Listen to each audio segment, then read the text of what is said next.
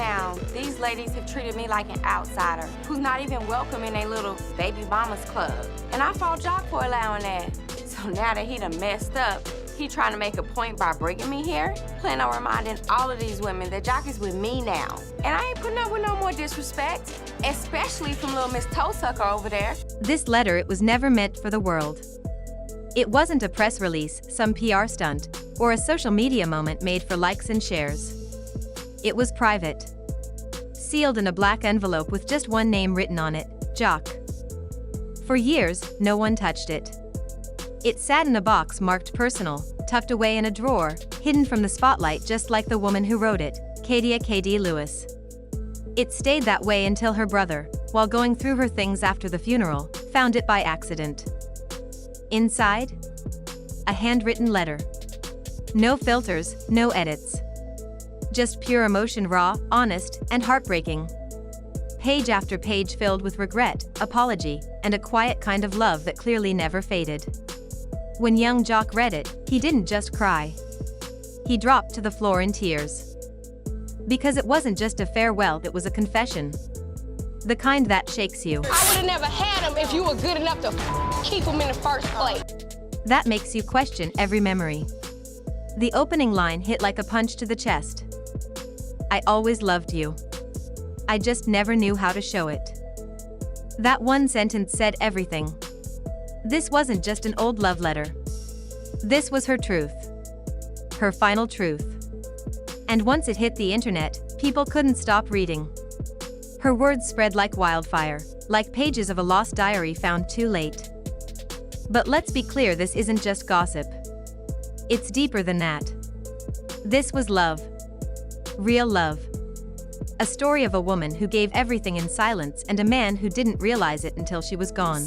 The minute Katie called, seen out her name, I knew we was in trouble.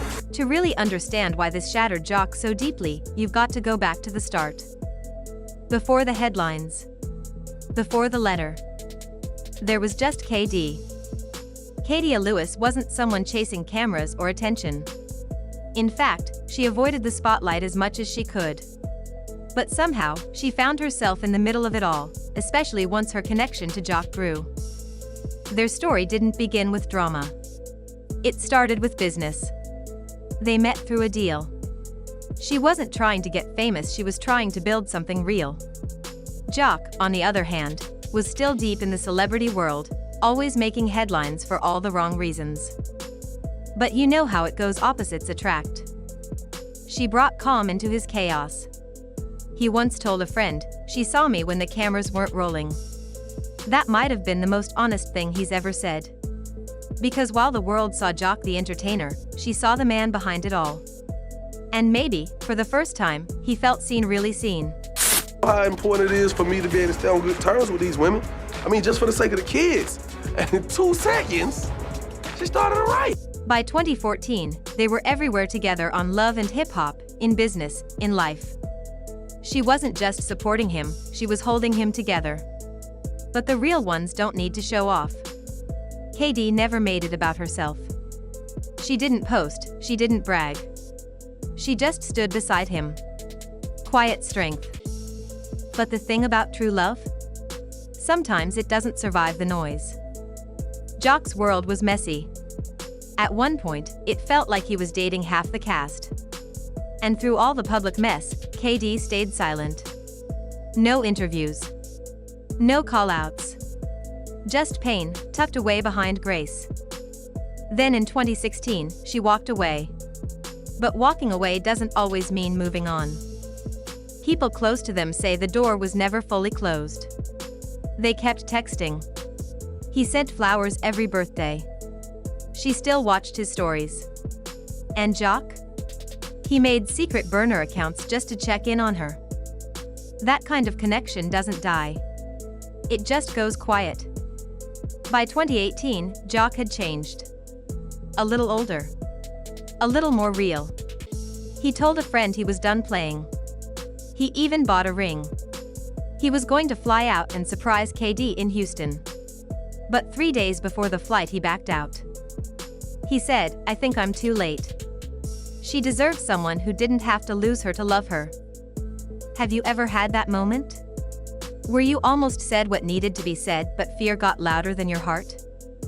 That was Joc's moment. And he let it pass.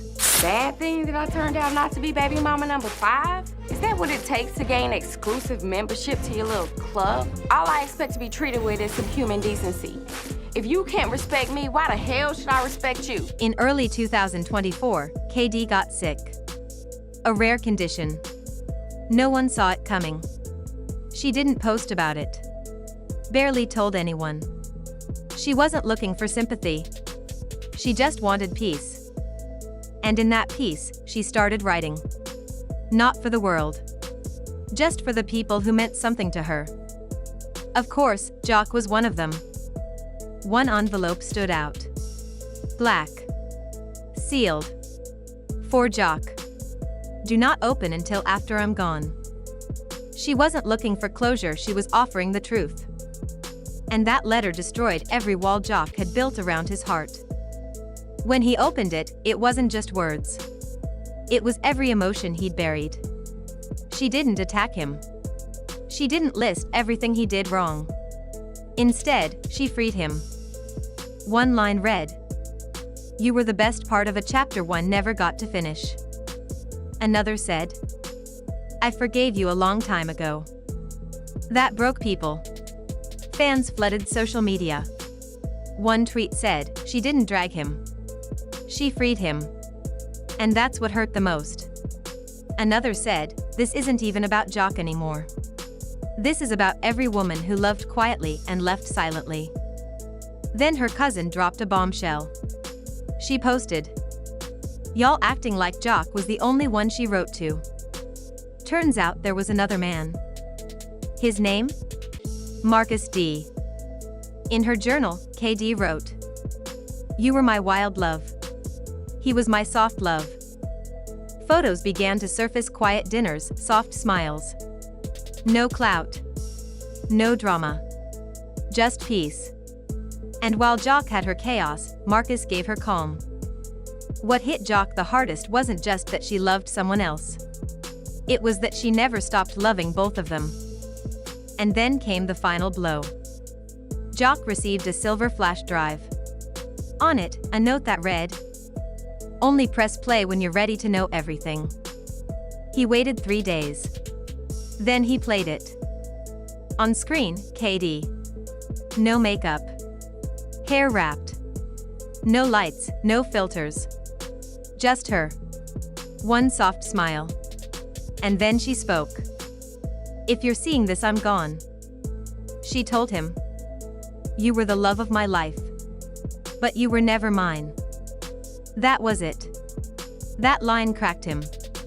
She said she'd fix him after every heartbreak, only to watch him leave again. But she wasn't bitter. She wasn't haunting him. Don't chase ghosts, Joc. Don't rewrite the past. Just live. He collapsed. The video wasn't even over. He couldn't breathe. It wasn't drama, it was grief. And just when we thought that was it, her family found something else. In her attic, a garment bag. Inside, a white custom wedding dress. Still in perfect condition. Designed in 2019. A folded note read, "If he ever comes back, I want to be ready." She was never engaged. But she was hoping. And while Joc mourned, Marcus stayed quiet. Until one day, he updated his bio with just 5 words.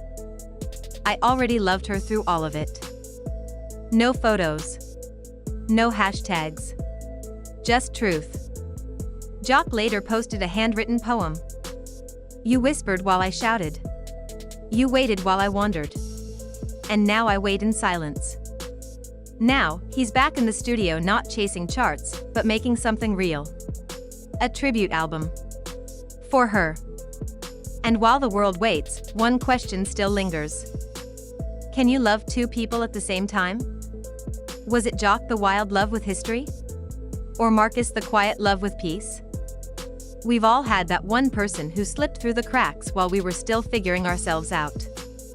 So now, it's your turn. Who do you think she loved more?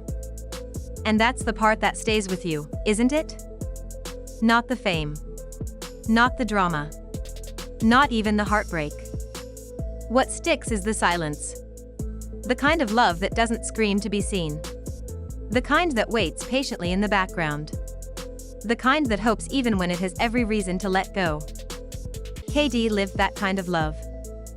She gave her all without asking for applause. She loved with quiet strength, stayed when it was hard, walked away when she needed to, and somehow still left the door open.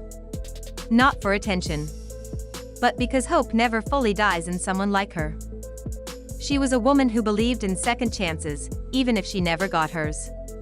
She wasn't waiting to be saved, she was just preparing for the day someone might finally see her for all that she was. And when that day didn't come, she still left behind grace, not resentment. She chose peace. And that's what shook everyone to their core. You see, Joc didn't lose her because he stopped loving her. He lost her because he waited too long to show it. And Marcus, he never had to perform. He never needed the spotlight. He just stayed solid. Steady. Present. Not loud, not flashy, just real. Don't wait too long. And don't forget to like, share, and subscribe. Because when that album drops, we'll be right here breaking it down, line by line, tear by tear. This was more than a letter. It was a mirror. And for some of us, it was the wake-up call we didn't know we needed.